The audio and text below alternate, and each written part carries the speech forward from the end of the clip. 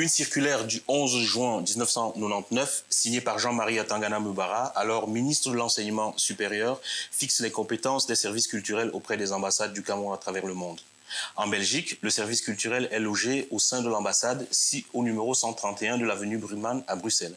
Au quotidien, ce service œuvre à l'encadrement des étudiants camerounais inscrits dans les universités et hautes écoles belges. Le service culturel défend aussi la coopération universitaire entre les universités du Cameroun et celles du Royaume. Quand ce service a-t-il vu le jour en Belgique? Les Camerounais en séjour dans le Royaume le connaissent-ils suffisamment? Qui sont ses dirigeants successifs? Quel est l'état de ses prestations depuis sa création? Quid de son statut juridique? Quel est l'impact réel du service culturel sur le quotidien des Camerounais qui résident sur le territoire belge? Pour aider à la compréhension de ces préoccupations, la rédaction de Camer.be a poussé les portes d'une experte. Notre équipe est allée à la rencontre de Madame Christine Scholastique Bissou Ngué. Elle occupe, autant pour moi, les fonctions de deuxième conseiller et conseiller en charge de la culture. Madame Bissou Ngué incarne donc la figure du service culturel auprès de notre ambassade à Bruxelles. Madame Christine Scholastique Bissou Ngué, bonjour et merci d'accueillir la rédaction de Camer.be dans vos bureaux. Bonjour, merci. Madame Bissou Ngué, avant toute chose, pouvez-vous nous décliner votre profil professionnel au sein de l'ambassade? Concrètement, vous êtes un diplomate de carrière, un fonctionnaire du ministère de l'Enseignement supérieur en détachement. Quid? Merci de me poser la question. Je tiens juste à préciser que le service culturel est un service technique au sein de l'ambassade. Vous savez, une ambassade, c'est une petite entité du Cameroun à l'extérieur, dont le service culturel qui représente ici le ministère de l'Enseignement supérieur au sein de l'ambassade du Cameroun s'occupe, comme vous l'avez dit, de l'encadrement des étudiants qui sont inscrits dans les universités belges et les hautes écoles belges, entre autres missions. Et la coopération universitaire, nous nous occupons également des associations. Vous savez que, bon, par rapport à la structuration des associations, nous nous occupons du volet tourisme et du sport également. Donc, oui. Oui, et donc juste pour revenir à ma question, oui. Vous êtes un fonctionnaire du ministère de l'Enseignement supérieur en détachement. Et vous précisez également, et c'est bien dit, que ce service technique-là n'a pas une personnalité juridique autonome, non. Non, nous ne sommes pas... Je suis fonctionnaire, comme vous avez dit, ce n'est pas une structure. Je dis c'est un service technique. Il y a plusieurs services techniques dans une ambassade. Nous sommes un service technique, comme le service de la communication, comme par exemple le service de la trésorerie. On appelle cela le service technique parce qu'ici, nous avons le service consulaire qui s'occupe des visas et tout. Donc, nous sommes là pour des missions spécifiques. Parce que le Cameroun ne saurait envoyer les représentations de tous ces ministères dans un pays. Mais on fait tout, on fait le maximum pour que tous les services qu'un étudiant ou qu'un Camerounais peut avoir besoin à l'extérieur soient représentés. Parmi ces services, nous avons le service technique, qui est le service culturel et qui est très bien entendu sous l'encadrement et la direction du chef de mission diplomatique. Qui est l'ambassadeur. Qui est l'ambassadeur. Okay. Merci pour toutes ces précisions, madame. Et depuis combien de temps occupez-vous les fonctions de responsable culturel à l'ambassade? Bon, je suis nommée par le décret présidentiel de septembre 2015 et j'ai pris mes fonctions ici précisément à l'ambassade depuis janvier 2016. Que je suis à la tête du service culturel. Je tiens à rappeler que nous sommes deux dans ce service. Moi, je suis le conseiller culturel et il y a un attaché culturel. Okay. Et avant ce poste, quel a été votre passé professionnel au Cameroun? Bon, avant que je ne sois ici, bon, je suis fonctionnaire déjà depuis 1995, donc bientôt je prends ma retraite. Je vais déjà vers la retraite. Donc avant, j'ai été enseignante dans les différents établissements. Et avant qu'on ne me nomme, j'étais censeur au lycée technique de Yaoundé 2. Ok. C'est toujours bon à savoir, madame. Et justement, madame Ngué, pour revenir à votre public cible, c'est-à-dire les étudiants que vous êtes appelés à encadrer au quotidien, est-ce que vous avez suffisamment de contact avec et comment ça se passe? Bon, j'étais en train de vous dire tantôt que nous essayons nous-mêmes de créer le contact. Parce que les étudiants ne viennent pas de manière spontanée à l'ambassade. Ils viennent parfois, certains viennent quand ils ont besoin de retirer leur diplôme de fin d'études au Cameroun. Quand ils viennent nous voir, bon, nous prenons des informations sur eux. Et nous leur disons que c'est un tort parce que pour nous, lorsqu'un étudiant arrive dans un pays, la première porte qu'il doit ouvrir, c'est son ambassade. Parce qu'à l'ambassade, il a les formations sûres, puisque nous travaillons avec les établissements dans lesquels ils sont.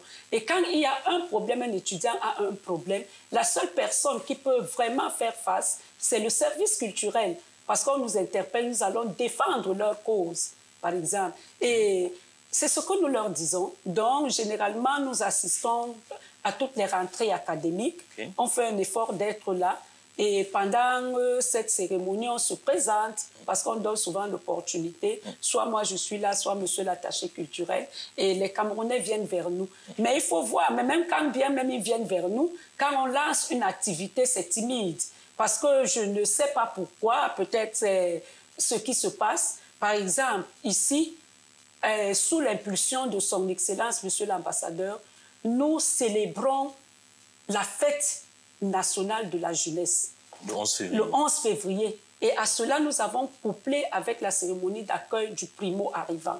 Parce que le primo-arrivant, c'est quoi? C'est l'étudiant qui arrive nouvellement dans les universités et les établissements belges. On devrait leur dire, parce que nous sommes en Belgique, le Cameroun a même un traitement spécial. Il faut que les étudiants le sachent. Par exemple, au service des équivalences, ils nous ont expliqué qu'il y a une forte demande venant des Camerounais, si bien que leurs dossiers sont traités d'une manière spécifique. Et aujourd'hui, nous voyons que les Belges, en ce qui concerne tous les étudiants, changent leurs informations au jour le jour. Parfois, ils sont là, puis ils croient que, bon, pour renouveler le séjour, bon, on exige un certain nombre de crédits, par exemple, à valider. Il y a ceux qui sont naïfs, qui ne comprennent pas. Et d'autres viennent, ils ont le visa études, peut-être pour venir faire médecine. Il arrive, il ne veut plus faire médecine. Il dit, je vais faire ingénierie à tête. Il veut changer de filière. Or, on ne change pas n'importe comment. Quand on change sans savoir, on perd son séjour. Il y a d'autres qui viennent. Parfois, ils vont vers les CPAS. Or, ils oublient qu'ils ont... il y a des prises en charge qui ont été signées. Des prises en charge qu'ils ont signées. Donc, tout ça, c'est regardant. Or, le seul endroit où ils peuvent avoir cette information sûre, c'est au niveau du service culturel. Donc, nous faisons ce travail, nous avons des agendas. Pour ceux qui viennent, on note. Et vous expliquez, madame, que l'affluence est timide, mais vous travaillez depuis 3-4 ans sur le terrain.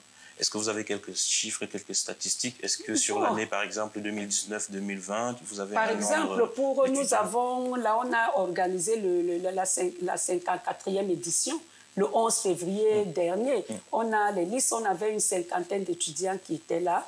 Bon, on s'est dit que le chiffre n'est pas mauvais, mais on aurait voulu que... Il y a pas... Bon, l'année dernière, ils étaient plus nombreux. Tout simplement, pourquoi? Parce que nous avons pris les devants de la scène, parce que vous savez qu'ici, avec le service des équivalences, les Camerounais, on a obtenu un moratoire de ce que, quand on a le bac, on a 3 ans pour présenter son original de diplôme. Puisque après le baccalauréat au Cameroun, on ne produit pas immédiatement le diplôme. Or, avec le service des équivalences, on a obtenu qu'on attende, on sursoit pendant 3 ans. La 3e année, on exige. Donc, l'année dernière, les lauréats de la session 2016 devaient déjà être frappés par ce problème. Alors, nous avons saisi les autorités camerounaises à temps. Donc, déjà en novembre, l'office du baccalauréat, on a écrit au directeur de l'office du baccalauréat en novembre 2015 parce que nous avons lancé les messages. Les étudiants sont venus s'inscrire massivement, nous fournir des éléments et nous avons saisi le directeur de l'office du baccalauréat et en janvier 2016, on avait déjà les diplômes. On avait près de 80 baccalauréats et nous sommes allés au service des équivalences nous-mêmes pour eux, pour leur produire leur équivalence définitive. Et son Excellence, Monsieur l'ambassadeur, à l'occasion justement de la fête de la jeunesse de l'année dernière, a distribué solennellement ces diplômes contre charge. Justement, madame, pour ces étudiants-là qui viennent avec des attestations dans l'attente de leur diplôme, il est parfois demandé l'attestation de non-délivrance du diplôme. De l'original du diplôme. Oui. Est-ce que vous intervenez aussi dans ces paramètres-là? Dans ce cas-là, qu'est-ce qu'il faut? On leur donne, parce qu'il y a des procurations ici pour retrait de diplôme. C'est ce que nous leur disons. Quand on leur demande l'attestation de non-présentation de l'original du diplôme, qui a une validité d'une année, oui. Parce que c'est ça, c'est valable pendant une année. Ils viennent ici, ils font une procuration à un parent au Cameroun. Vous savez que le diplôme est individuel. Donc, on ne remet même pas l'attestation, nous, du diplôme aux parents. On envoie le diplôme par DHL et l'étudiant vient chercher. Et c'est aux frais de qui? C'est à ses propres frais, c'est son diplôme. C'est à son propre... Mais l'année dernière, je dis, quand ils viennent et que nous savons quand même que c'est pressé, c'est une échéance. L'année dernière, les 80 diplômes qui ont été acheminés ici, ce n'était pas aux frais, c'était aux frais de l'État. Donc, aucun étudiant n'a déboursé un franc pour venir pour récupérer son diplôme à partir du Cameroun. Vous avez évoqué justement le flux massif des étudiants, des demandes de visa étudiants au Cameroun. Qu'est-ce qui est à l'origine? Est-ce que les Camerounais sont trop scolarisés? Qu'est-ce qu'ils vous disent, les Belges, à propos? Bon, les Belges nous disent, les Camerounais, nous tous, nous reconnaissons quand même que les Camerounais ont un bon niveau. Parce que même au niveau du service des équivalences, on discute, c'est comme ça. Ce n'est pas la première fois, ce n'est pas nouveau. Les Camerounais, ils sont nombreux en Belgique. Beaucoup, ils sont venus pour faire des études. On les trouvera en Belgique, on les trouvera en France, on trouve les Camerounais partout. Donc, je crois que ceux qui viennent généralement, parfois, c'est pour choisissent des filières qui ne sont pas chez nous, parce que c'est une condition également pour octroyer des bourses. Il y a ceux qui viennent pour les masters ou leur cycle de doctorat. Beaucoup d'étudiants viennent, des Camerounais sortent beaucoup. Ils sont partout, même pas seulement en Belgique, même dans d'autres continents, ils sont partout. Et vous parliez justement des filières qui sont prisées, lesquelles, auprès des étudiants que vous avez reçus dans vos services, quelles sont les filières les plus indiquées? Bon, il y a ceux qui viennent, comment on appelle, pour les lunettes, là, les opticiens. Pas les ophtalmologues. Les opticiens. Non, pas les ophtalmologues ou les opticiens. Ils ont une filière là pour réparer les lunettes et tout, parce que bon, les ophtalmologues, il y en a. Bref, ils viennent pour ce genre de spécialité. Il y a ceux qui viennent faire médecine, effectivement. Il y a ceux qui viennent faire ingénierie. Mais je voudrais dire que le traitement de l'octroi des bourses, on tient compte au niveau des Belges. Ce n'est pas nous qui octroyons des bourses. Non, des visas. Oui. Ce n'est pas nous qui octroyons des visas étudiants. Je crois que c'est une politique belge. C'est eux qui étudient. C'est le lieu même de rappeler ici que depuis 2 ans, l'ambassadeur de la Belgique au Cameroun, ils ont également créé ce qu'ils appellent le campus Belgique. Donc, il faut passer par eux pour avoir une inscription en Belgique. Donc, ils étudient le dossier en amont, ils octroient, mais nous tenons à préciser qu'ils n'ont pas limité le nombre d'octrois de visa pour les étudiants camerounais. Contrairement à la rumeur, non, les Belges n'ont pas limité. Quand le dossier est bon, on a son visa étudié. Mais il y a aussi le reproche que les étudiants que nous avons approchés vous font, c'est que très souvent, les candidats demandeurs de visa pour les études reçoivent des réponses tardives. Et c'est pour ces raisons-là, essentiellement, que les dossiers de Camerounais sont bloqués. Est-ce que vous avez souvent fait des interventions auprès de l'Office des étrangers à ce propos? Bon, déjà, moi, ce n'est pas mon domaine.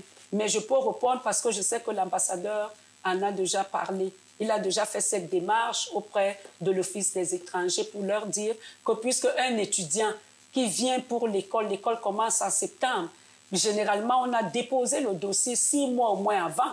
Parce que ceux qui viennent en septembre ont commencé le processus en février, puisqu'ils ont des dates. Et qu'en août, l'étudiant n'est pas encore positionné par rapport à son visa. S'il aura ou non ce visa, ça cause problème. Donc, surtout que les inscriptions sont clôturées très souvent au 31 octobre. Oui, le 31 octobre.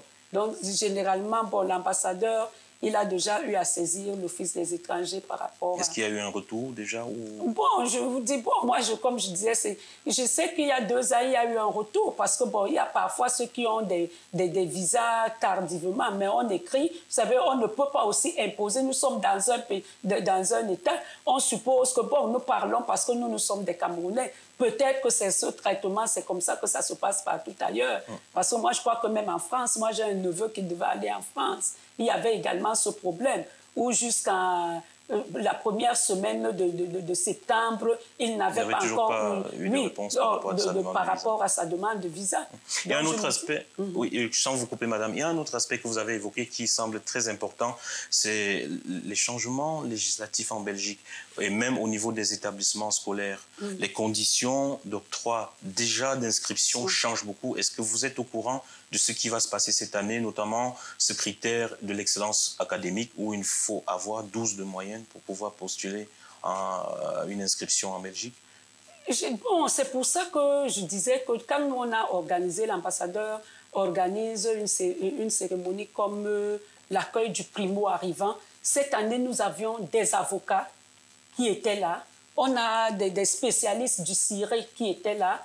Il y avait des gens, des forts jeunes qui étaient là. Il y a aussi certaines années, les aînés camerounais qui maîtrisent le système qui étaient là. Donc, il y a on invite un parterre de personnes qui est là pour un peu expliquer aux étudiants ce qui se passe réellement. La mise en garde, bon, si je peux dire ainsi, on essaie de leur dire ce qu'il faut faire. On leur demande d'aller toujours vers l'information. Parce qu'ici, les Européens ne cachent pas l'information. Il ne faut pas rester cloîtré dans sa bulle pour croire que l'information viendra. Et il ne faut pas aussi se limiter vers ses camarades, parce qu'on connaît le monde des jeunes. Un peut avoir l'information et ne vous donne pas la bonne source. Les établissements dans lesquels eux-mêmes ils fréquentent ont des informations. Donc, ils peuvent venir. Et nous, lorsque nous avons une information, puisque on a quand même une plateforme, on fait des mailings pour les mails pour les étudiants, donc nous avons par exemple, sur votre coupole. Sur notre coupole, des informations, des adresses. Bon, on fait des mails pour leur dire, peut-être à eux de partager à leurs autres camarades. C'est ce que nous faisons. Oui. Et on sait en Belgique, madame, que l'enseignement est une matière communautaire. Donc, il y a la Fédération Wallonie-Bruxelles, il y a la communauté germanophone et la communauté néerlandophone. Est-ce que vous avez des contacts en tant qu'institution étatique? Est-ce que vous avez des contacts avec ces communautés-là? Bon, ils nous saisissent généralement parce que nous ne sommes pas là pour inscrire les étudiants, comme je vous dis. Ils nous saisissent, par exemple, quand un étudiant camerounais a un problème, il fait peut-être une demande d'équivalence. On nous saisit, même le ministère de l'Enseignement supérieur belge nous saisit quand ils ont un dossier qui concerne un Camerounais. Et on leur fournit les informations. Par exemple, sur le profil de formation que la personne doit, on fournit les informations. Et donc, quelles sont les difficultés réelles de vos compatriotes quand ils arrivent ici? Parce que vous dites que vous canalisez l'information dans le but de le dispatcher. Bon, mais quels sont les problèmes que les étudiants camerounais, primo-arrivants surtout, vous posent? Bon, c'est ce que j'étais en train de dire, que puisqu'ils ne viennent pas spontanés, de manière spontanée vers nous, je ne saurais dire que voici les problèmes dont ils font face. Nous nous organisons, comme je dis là, cette cérémonie d'accueil du primo-arrivant pour leur donner l'information dont nous disposons. Pour leur donner l'information dont nous disposons. Ils ne viennent pas, ils ne viennent pas. Vous avez précisé qu'au Cameroun, malheureusement pour les étudiants, il n'y a plus de bourse étatique. Parce qu'il y a encore quelques années, des étudiants bénéficiaient de bourses de l'État pour aller étudier à l'étranger. Maintenant, certains viennent par leurs propres moyens. La plupart viennent par leurs propres moyens. Mais sur le plan local, au Cameroun, les universités d'État redistribuent la prime d'excellence académique aux étudiants. Et bien plus, ceux qui achèvent leur parcours académique dans le supérieur bénéficient parfois du nouveau programme présidentiel d'appui à l'employabilité des jeunes diplômés de l'enseignement supérieur pour la création des entreprises. Quelle est la part réservée aux jeunes diplômés camerounais de la diaspora que vous défendez? Bon, par exemple, dernièrement, il y avait le recrutement des docteurs. On a reçu des dossiers ici qu'on a acheminés parce que le texte était très bien, était clair. Il y avait un quota pour la diaspora dont l'État tient compte des Camerounais qui sont à l'extérieur. Sans indiscrétion, combien de dossiers avez-vous reçus? Moi, ici, à mon niveau, j'ai reçu, je crois, une douzaine de dossiers que j'ai acheminés. Donc, je n'ai pas encore de retour. Il n'y a pas encore de feedback. Oui, bon, je n'ai pas de feedback, mais je sais quand même que certains m'appelaient pour me dire que leur dossier a été enrôlé. Donc, je suppose qu'ils ont été retenus. Je tiens même à rappeler, parce que parfois, il faut que les Camerounais sachent, les diplômés de l'enseignement supérieur sachent qu'il y a une direction des Camerounais à l'étranger, au niveau du ministère des Relations extérieures. Donc moi, je leur dis, quand ils sont au Cameroun, parce que parfois il y a un problème qui pose, ah, moi je veux rentrer, mais je ne sais pas par où commencer, parce que bon, il faut se diriger vers le ministère des Relations extérieures. Il y a la bonne information. Voilà, Madame Gueye, il y a 2 ans, soit en 2018, les étudiants camerounais ont bénéficié d'une distribution gratuite de 500 000 ordinateurs estampillés Paul Biya sur place au Cameroun. Ceux de la diaspora, dont vous avez en partie l'encadrement, n'étaient visiblement pas concernés et ils vous font le reproche aujourd'hui. Parce qu'ils ont des difficultés autant que leurs frères restés au pays. Bon, je dois avouer que c'est vous qui me donnez l'information. Parce qu'aucun étudiant n'est passé ici à l'ambassade le dire. Parce que nous sommes là pour relayer ce que les doléances des étudiants. Vous l'avez dit, on a pris note. Mais honnêtement, ils ne sont pas venus. Parce que s'ils se retournent vers vous et que chaque fois qu'on organise quelque chose à l'ambassade, ils ne viennent pas, il y a un site de l'ambassade où ils écrivent, certains envoient des mails, mais on n'a pas entendu parler de cela. Bon, on n'a pas entendu parler. Puisque même ceux qui font, par exemple, on leur a dit, nous, on est ici, bon, on est le relais. Il y a ceux qui font des demandes, par exemple, d'aide. On achemine au niveau, on transmet à la hiérarchie. Et alors, l'une de vos missions concerne l'accompagnement, vous l'avez dit, des étudiants en fin de parcours, donc ceux qui ont obtenu leur diplôme. Vous avez dit qu'il y a un département ministériel bien spécifique aux relations extérieures, la direction bien spécifique. Mais vous, quand un étudiant a terminé son parcours, est-ce que vous le voyez spontanément? Est-ce que vous avez ce type de demande déjà formelle des étudiants qui veulent retourner? Oui, il y a beaucoup qui viennent et qui nous disent qu'ils veulent rentrer au Cameroun. Et quel accompagnement vous faites? Bon, on leur donne, ils disent les secteurs, les domaines dans lesquels ils voudraient, par exemple, postuler. On leur dit ici, à notre niveau, lorsqu'il y a un recrutement au Cameroun, on envoie l'information. Lorsqu'on remplit le profil, on leur dit, bon, il faut se diriger vers ça. Bon, on peut prendre le dossier ici pour l'acheminer. Ou bien on vous renvoie au ministère en charge de cela. C'est ce que nous leur disons. Et sur le plan d'ordre vraiment pratique, quand on a étudié 3, 4, voire parfois 7 années en Belgique, on a une structure, on a une vie. Et à un moment donné, quand on veut retourner, on a parfois des biens à faire retourner. Est-ce que vous intervenez dans ce contexte-là pour faciliter? Voilà, effectivement. L'ambassadeur, on intervient parce que là, c'est comme un déménagement. Vous venez avec la liste des effets, on vérifie que c'est la liste et l'ambassadeur écrit au directeur de douane pour demander l'exonération de vos effets personnels. Et le directeur de douane saisit le ministère des Finances parce que c'est eux qui fixent les quotas. Mais lorsque c'est un déménagement, et c'est prouvé, il faut dire que vous payez le transport, hein, mais c'est l'exonération. C'est au niveau de la douane. Oui, c'est au niveau de la douane de ces effets qu'on regarde. On voit quand même qu'un étudiant avait son salon, peut-être avait son lit, bref, ses effets personnels. On vérifie que c'est ça et bon, on s'est exonéré. Et même les associations qui font un but non lucratif, qui envoient des trucs au Cameroun pour aider, c'est exonéré. D'accord. Et justement, sur ce point-là, toujours pour les étudiants, est-ce qu'il y a un nombre limité, ou une quantité limitée de biens à envoyer quand on est étudiant en fin de parcours? Bon, quand on est étudiant, vous n'allez pas me dire qu'un étudiant a 3 véhicules, un étudiant a 4 congélateurs, ou un étudiant, on sait. Puisque nous sommes des hommes, donc ce n'est pas moi qui étudie la liste. Quand les gens viennent ici avec leur liste, nous acheminons. On n'a pas à limiter qui sommes-nous. Donc c'est au niveau du Cameroun qu'on regarde. La précision valait la peine, madame. Évoquons maintenant la coopération entre les universités camerounaises et celles de Belgique. Pour sortir de cet entretien, la consigne, c'est que le service culturel s'emploie à faire connaître à la partie belge le système d'enseignement supérieur du Cameroun, ainsi que l'état de la recherche dans notre pays. Quel est le regard que les universités et hautes écoles belges portent sur notre système universitaire? Quelle crédibilité ils accordent à notre système? Bon, moi, je crois que les Belges accorde beaucoup de crédibilité à notre système. Parce que vous savez que partout, il y a lorsqu'on a une bonne formation, ça ne s'ignore pas. Il y a des brebis galeuses partout, mais ils sautent d'eux-mêmes. Donc, il y a la crédibilité existe, puisqu'il y a beaucoup de domaines. On a par exemple à Jean Blou, où les étudiants camerounais excellent, donc on a ce domaine de coopération. Oui. Il faut bien préciser que Jean Blou, c'est bien dans le domaine de l'agronomie. Il y a aussi une institution à Hatt qui est pas mal courue par les Camerounais. Et alors, quelles sont les sources de financement susceptibles d'être sollicitées par les chercheurs de notre système qui viennent ici dans le cadre de la coopération parfois bilatérale ou unilatérale? Bon, je crois qu'il y a, par exemple, le système de Erasmus+, les fonds de mobilité. Il y a aussi les fonds remis par comment ils appellent ça, avec l'Union européenne. Et je sais que ceux qui postulent, ils connaissent même mieux que nous, parce que c'est généralement au niveau du net et tout, les formations. Quand elles arrivent à notre niveau, nous écrivons au ministère de l'Enseignement supérieur pour dire que, bon, il y a par exemple dans ce volet de coopération de mobilité estudiantine, donc il y a aussi bien des étudiants que des enseignants, chercheurs.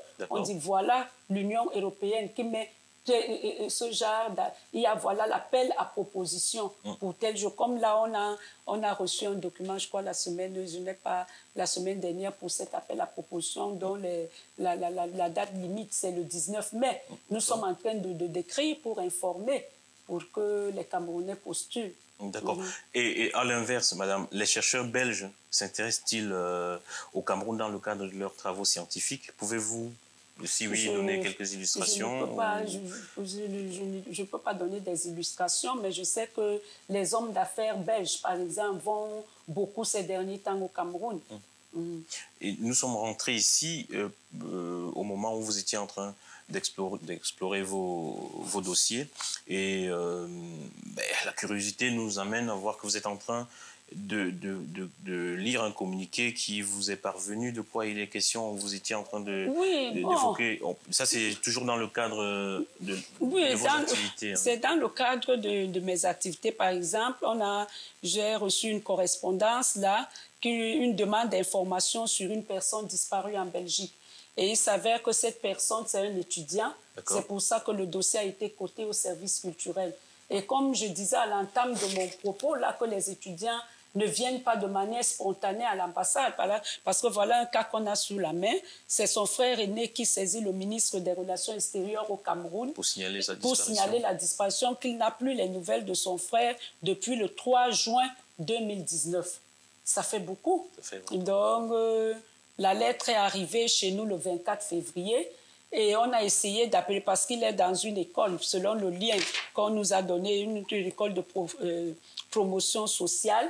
On a appelé, on nous a dit que non, comme c'était les congés, vous savez que l'école a repris seulement hier. A repris aujourd'hui. Ce matin, autant pour moi. L'école a repris ce matin. Ce matin, j'ai essayé, le numéro ne passait pas. Mais je vais appeler encore demain parce que je dis pour répondre au Cameroun, il faudrait d'abord que nous saisissions l'école parce qu'on nous explique dans le courrier qu'il est arrivé en Belgique depuis 2017. D'accord. Bon, l'adresse, bon, quand on voit peut-être vous êtes ici, c'est une adresse qui n'existe pas, mais c'est une adresse qui est écrite en Belgique. Vous n'allez pas voir un numéro de rue qui est 400 001. Oui, donc, ça veut dire qu'au niveau... Bon, on n'a pas là-bas, donc on voudrait commencer déjà par cette école. D'accord. On a une école de promotion sociale, nous allons voir cette semaine.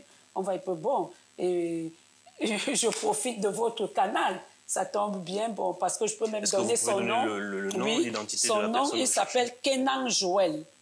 Il s'appelle Kenan Joël. Et vous dites qu'il est inscrit, il serait inscrit à l'école. On a écrit ici, EPFC, parce qu'on nous a dit site de l'établissement. Moi-même, j'ai tapé le site.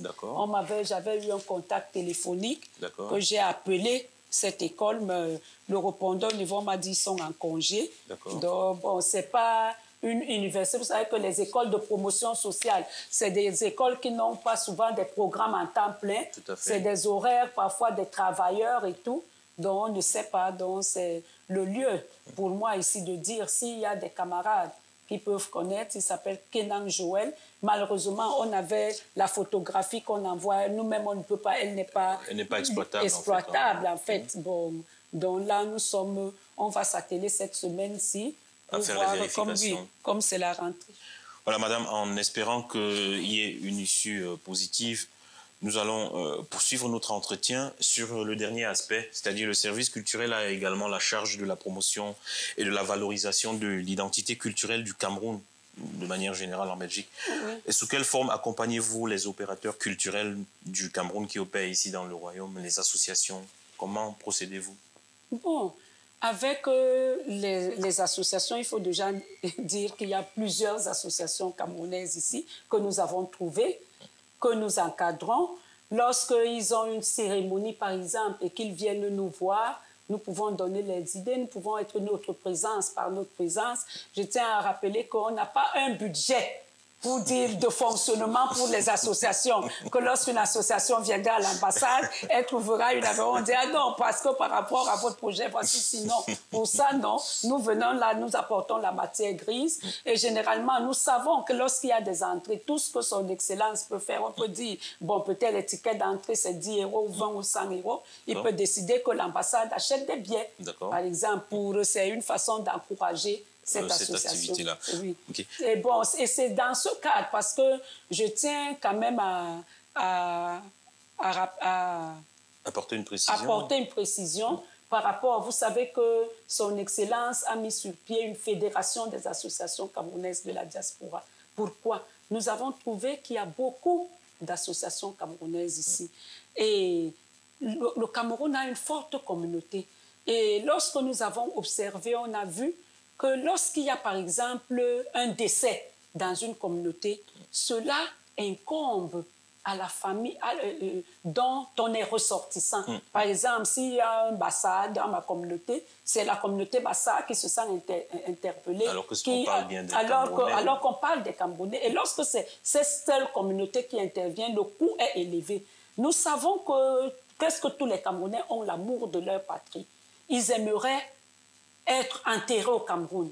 Ce qu'on enterre ici, vraiment, c'est, je dis que par dépit.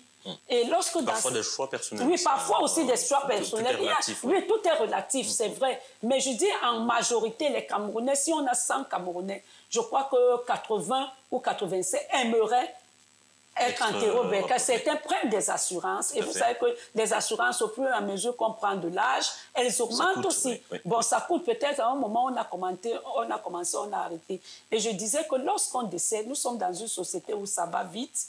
Ce n'est pas comme chez nous, on peut garder encore 1 mois, 2 mois en attendant. Ici, ça va très vite. Donc, la communauté à laquelle appartient le ressortissant est prise de court.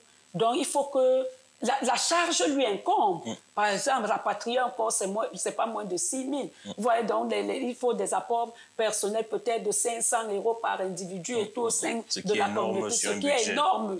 Or, on a pensé qu'avec la fédération, qui est en train de mettre sur pied un projet qu'ils ont appelé le RPO, le retour au pays volontaire. Donc, si nous sommes, par exemple, où ils sont en train, une idée géniale, où vraiment c'est l'occasion pour moi d'inviter les Camerounais à adhérer, où on dit avec 50 €, ça dit une seule fois, ce n'est pas que chaque fois. Quelqu'un donne 50 €, il y a 10 € qui seront dans les frais de fonctionnement, 40 € qui sont là chaque fois, qu'on va prélever parce qu'il y a eu le rapatriement, donc on remboursera au prorata de l'argent sorti. Donc, j'exhorte vraiment les Camerounais à adhérer à ce projet, à adhérer, à aller vers la fédération, parce que beaucoup croient. Il y a d'autres qui disent « Oh non, c'est l'ambassade ». Non, mais je crois qu'aujourd'hui, vous comprenez que c'est le rôle du service culturel. C'est dans les missions, l'encadrement et la restructuration. C'est comme ça la mission, l'encadrement et la restructuration des associations camerounaises, dont l'ambassade est dans son rôle. L'ambassade est dans son rôle. Et cette fédération, ils ont fait c'est eux-mêmes qui font leur statut et tout. C'est tout. Nous n'avons... Qu'est-ce que je peux dire? L'ambassade parraine, donne son notion. Mais l'ambassade n'est pas... Parce que les Camerounais... C'est pas une émanation de l'ambassade. Non, ce n'est même pas ça. On peut même dire parce que c'est l'ambassade qui a... L'idée vient de l'ambassade, de les rassembler. Mais ce n'est pas nous qui contrôlons. Nous ne sommes pas membres du bureau de la Fédération des associations. Nous n'imposons pas. Le vote est passé. L'ambassadeur avait convoqué les associations ici en 2017. Et ils ont voté le bureau qui conduit cette fédération aujourd'hui. En réalité, je voudrais apporter cette précision parce que de l'extérieur, d'autres croient que non. Il y a ceux qui viennent parce qu'il y a l'onction de l'ambassade. Il y a d'autres qui se rétractent pour dire que non, c'est cette ambassade qui contrôle. Je dis non. Mais je dis que faisons un peu un pas en arrière et regardons un peu ce qui est positif pour nous. Parce que si nous sommes, par exemple, 500 000 Camerounais à adhérer, on est plus de 12 000 Camerounais ici. Et qu'on dise, parce que je sais que la majorité sont dans ces associations familiales que je peux appeler, ou comme on appelle le secours, parce qu'on appelle quel secours, est minimum 200 € par personne. Et chaque année, par exemple. Or, si on nous dit que nous devons contribuer à concurrence de 50 € une fois pour toutes, au nom de la fédération, une fois pour toutes. Donc, si on sort, et c'est quelque chose, ils ont mis sur pied un projet transparent, lorsqu'il y a un corps qu'on rapatrie, tout le monde voit que non, dans l'enveloppe, on a sorti tant, il reste tant. Parce qu'ils sont même en train d'informatiser, où chaque membre aura accès pour voir comment les entrées, les sorties et tout. Donc, que les gens adhèrent vraiment massivement, que nous, les Camerounais, que nous ne soyons pas là en train de dire on lorgne, on verra, on va voir, il faut. Non, je dis vraiment que j'exhorte, vraiment qu'on ne prenne pas ça comme parce que nous avons l'habitude de politiser tout. Vraiment, ne regardons pas le volet politique, regardons le volet, c'est le volet social. Parce que lorsque l'ambassadeur a mis sur pied ce projet, on a vu les assureurs qui sont venus ici, nous leur avons expliqué que non. L'assurance s'occupe de qui? D'une personne en ordre de séjour.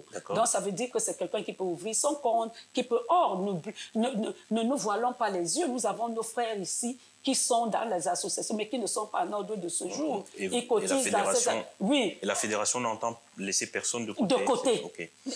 Votre message est passé, madame.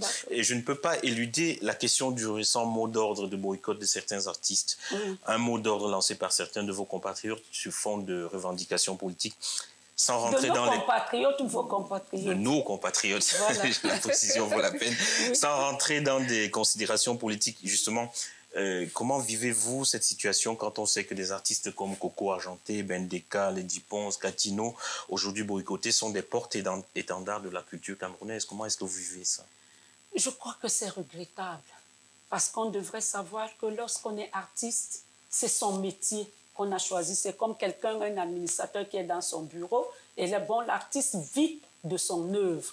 Donc, je ne comprends pas. C'est pour ça que je disais que quelque part, sans juger, je n'ai pas la prétention, mais je dis que quelque part, il y a un peu de débordement.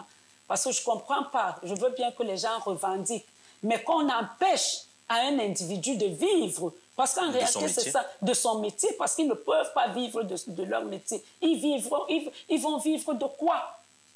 Parce que ce boycott, bon, c'est même d'actualité. Vous avez suivi le week-end avec l'artiste congolais Fally Ipupa à Paris, ce qui s'est passé. Et on redoute aussi que Lady Ponce, qui a annoncé à l'Olympia, subissent en avril, subissent un peu le même sort. Bon, moi, je crois quand même que, bon, nous disons toujours, on dit toujours le Cameroun, c'est le Cameroun. Donc, j'espère que les Camerounais un peu verront un peu qu'ils ne devront pas aller au-delà de cela.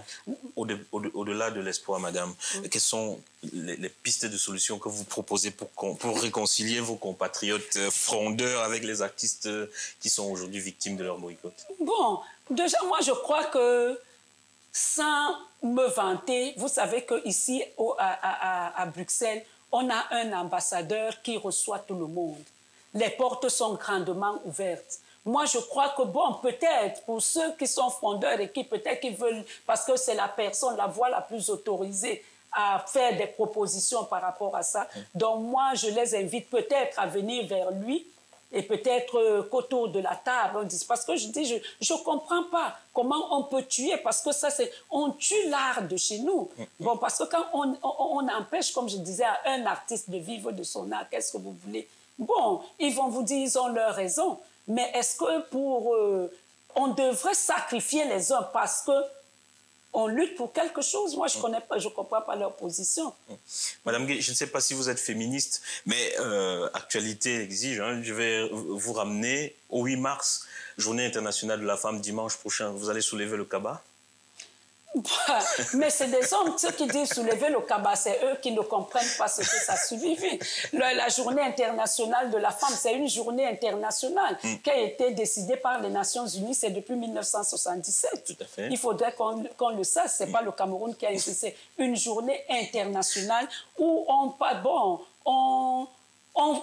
le 8 mars, c'est un point, on fait un point, un acte pour voir les avancées. Par exemple, oui, le chemin parcouru et envisager des avancées. Par exemple, au Cameroun, cette année, et le thème de cette année, c'est promotion de l'égalité et protection des droits de la femme à l'horizon 2020. On dit dresser le bilan des actions menées, fixer un nouveau cap. Pourquoi on dit à l'horizon 2020? Parce que 2020 est une année charnière. Parce que c'est en 1995, donc voilà le 25e anniversaire des accords de Beijing. Parce qu'à Beijing, je crois que c'était en avril ou en septembre 1995. Non, ça devait être en mars. 1995, oui, avec où ce sommet de Beijing, où le Cameroun était très bien représenté par feu Madame Fonine, paix à son âme, où on estime que c'est lors de cette conférence qu'il y a eu cette feuille de route déterminante pour les droits de la femme à travers le monde. Dans cette année, on fait un halt pour voir quel est le bilan depuis. Et je dis, parce que nous, au Cameroun, nous sommes à la 35e édition. Je vous dis bien que c'est depuis 1977 que de manière officielle, on a avec ONU Femmes, et que même nous, au Cameroun, nous sommes à la 35e édition. Parce que depuis 35 ans, le gouvernement a inscrit l'évolution et le bien-être de la femme dans son comme une priorité. C'est d'ailleurs pour ça que on a d'abord le ministère de la condition de la femme, mais maintenant on a un ministère pour la promotion de la femme et de la famille. Vous voyez un peu la place que le gouvernement de la femme a pour l'autonomisation des femmes et des jeunes filles. Parfois les gens s'arrêtent au 8 mars, mais ce n'est pas le 8 mars que ça se passe. Ça se travaille. Les gens ne voient pas. Il y a la refonte des programmes. Par exemple, au Cameroun, pour la jeune fille, parce qu'on a compris que les mamans que nous étions, on avait des rôles sexuels. Parce que ça part de nos coutumes, où on dit que la place de la jeune fille, par exemple, c'est dans la cuisine, et celle du petit garçon, c'est au salon ou dans la cour pour jouer au ballon. Mais aujourd'hui, on est en train de faire comprendre aux femmes, parce que les thèmes ont commencé d'abord avec, au niveau de la société rurale, avec les chefs. Parce que chez nous, on sait que la femme, la terre n'appartient pas à la femme. Oui. Mais on a commencé à expliquer à nos chefs de village que non, il faudrait que vous sachiez qu'une fille et un garçon ont les mêmes chances. Et c'est de là qu'on voit aujourd'hui des femmes qui sont titulaires de titres fonciers. Les femmes sont titulaires. Avant, les femmes n'étaient pas titulaires. Vous voyez, avant, la femme n'avait même pas son nom de jeune fille dans la carte d'identité. C'était le nom de monsieur, madame telle. Vous voyez un peu, donc même pour ouvrir un compte, il fallait l'autorisation du mari. Pour avoir un visa pour sortir, il fallait l'autorisation du mari. Mais on a déjà dépassé ça. Donc, de manière progressive, les femmes parlent de l'égalité. Quand on dit égalité de sexe, en réalité, on parle de l'égalité de chance. Puisque les sexes ne peuvent pas être égaux. Une femme est bien évidemment différente d'un homme. Vous comprenez un peu. Mais seulement, on lutte pour la prise, on conscientise les femmes. Et quand vous parliez de soulever le cabas, vous croyez que maintenant au Cameroun, quand même, pour ceux qui vivent cette fête, on comprend qu'on ne retrouve plus les femmes. Et puis, il y a quelqu'un qui a dit qu'il faut tenir compte du confort intellectuel. Bon, il y a certaines qui voient que c'est un jour de liberté pour elles. Et même parfois de libertinage. Bon, liberté, je dirais, bon, si vous me prêtez le mot. Mais bon, je crois quand même, c'est pour dire que justement, c'est en train de baisser parce que de plus en plus, le travail est fait au niveau même de la base pour faire comprendre aux femmes que ce n'est pas un jour où c'est le mari qui doit être là pour faire la cuisine. Non, on leur dit non. On ne renverse pas les données, mais on fait comprendre à la femme que c'est un jour où il faut qu'on sait qu'elle existe et que l'État, surtout l'État du Cameroun, il faut que les gens comprennent ça, que les gens comprennent que le gouvernement est derrière le bien-être, ce souci du bien-être de la femme et de la fille. La preuve, les dernières élections, là, parce que les gens suivent, la condition pour qu'une liste passe, il fallait quand même qu'il y ait une mixité, un tiers de femmes, et même les exécutifs communaux qui sont passés. Lorsqu'il y a un maire et ses 2 adjoints, il y a obligation, une femme qui rentre dont les femmes ne restent pas là pour applaudir, pour faire foule uniquement. Les femmes, la preuve, bon, moi je suis là aujourd'hui. Bon, il y a 10 ans, est-ce que vous pouviez voir une femme conseillère culturelle, surtout épouse d'eux? Bon, il fallait que vous voyez un peu. Donc, c'est pour dire que, quelque part, on tient compte de la place de la femme. Tout à fait. Et la femme camerounaise de la diaspora, qu'est-ce qu'elle envisage faire le 8 mars? Bon, la femme camerounaise, parce qu'en réalité, on a ce qu'on appelle les termes de référence. La thématique nous vient du Cameroun. Donc, on a les thèmes, on a tenu compte qu'il y a des Camerounaises de la diaspora qui vivent une certaine réalité. Elles vivent dans un contexte, dans un cadre où qu'on soit, les femmes font face aux mêmes problèmes. Parce que je vois ici où on me dit, par exemple, en Belgique, ici, les femmes n'ont pas le même salaire que les hommes. Nous, on a dépassé ça au Cameroun. À niveau égal, salaire égal. Dans la fonction publique camerounaise, vous n'allez pas... Il n'y a pas deux salaires à deux vitesses. C'est le même salaire pour les mêmes postes. Donc, les femmes connaissent ces problèmes de discrimination partout, à tous les niveaux. Et je tiens les statistiques, si vous regardez, moi, je disais là, il y a 2,7 milliards de femmes qui souffrent de discrimination. C'est les statistiques qu'on a là. En réalité, c'est de ça qu'il s'agit. Donc, ce n'est pas la femme camerounaise ou africaine dont les femmes vivent. Et vous voyez, vous suivez avec, c'est comment on appelle, le phénomène des femmes qu'ils ont dans le cinéma, ou bien MeToo ou quoi. Là. Vous voyez un peu. Tout à fait, tout à fait. Donc, vous voyez un peu. Donc, en réalité, c'est de ça qu'il s'agit. Donc, les femmes font face à ce problème de discrimination où il faut que, parce qu'il faut peut-être, pour qu'elle soit, il faut... Bon, je ne sais pas. OK. Et le dernier message que vous pouvez passer au sujet du 8 mars, madame, ce serait quoi? Est-ce que les pagnes sont disponibles? Est-ce que les femmes camerounaises ont eu accès à leurs pagnes et même au sein de la diaspora? Est-ce que vous allez faire la fête? Est-ce que par-dessus tout, c'est ça aussi? Nous suivons les médias comme vous. Apparemment, cette année au Cameroun, c'était très difficile d'avoir le pagne. Moi, je ne sais pas si Kama a expliqué qu'ils ont produit, je ne sais pas ce qui se passe. Bon, ici, moi, généralement, depuis que je suis ici, l'ambassade, point... C'est les précautions. Je tiens encore à redire qu'au niveau de la Belgique, l'État ne donne pas un budget pour la fête de la femme. C'est l'ambassadeur, son Excellence, M. Evina Abbé Daniel, qui nous offre cette fête gratuitement. À ses frais. À ses frais.